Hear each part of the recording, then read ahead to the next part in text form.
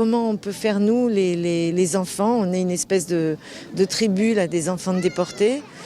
Garçons et filles, on a tous un espèce de gros poids dans le cœur, dans le ventre. Et puis on ne sait pas trop comment on va faire pour le partager. À Ravensbrück, j'avais cette joie d'être avec Geneviève de Gaulle. C'était quelqu'un discret mais formidable.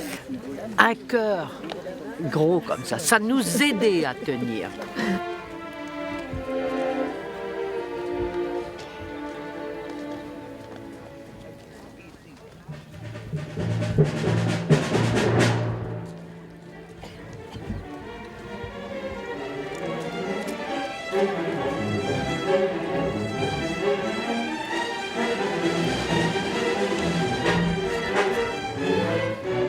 Ma mère n'est jamais revenue à Ravensbrück. Elle n'a jamais manifesté la volonté de venir sur le camp de Ravensbrück. Je pense que c'est quelque chose qu'il a... J'ai jamais osé lui poser la question.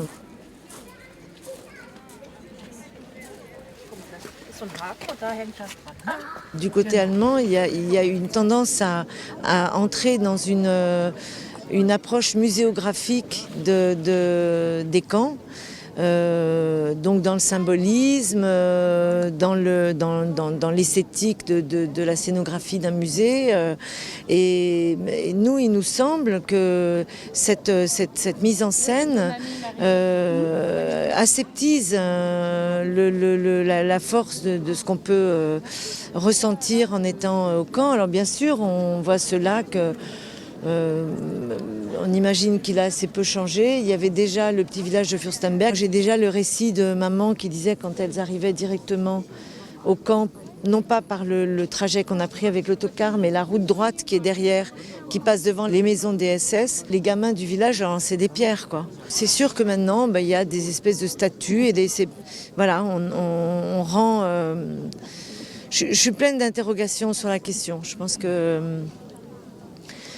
J'ai eu le sentiment que le bunker où j'étais allée avec Jacqueline Perry, donc cette amie de paillasse de ma mère, elle m'a montré la cellule où était maman, au sous-sol, qui était située tout près des cheminées du four crématoire, donc de ces odeurs très fortes qu'elle sentait des corps brûlés.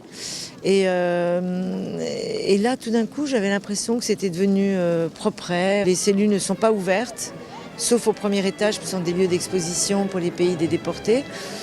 Et il y a une cellule témoin, alors qui ressemble à une petite chambre avec un petit lit en bois, une petite table, un lavabo, un bidet, ce qui ne correspond à rien à ce que maman nous a raconté.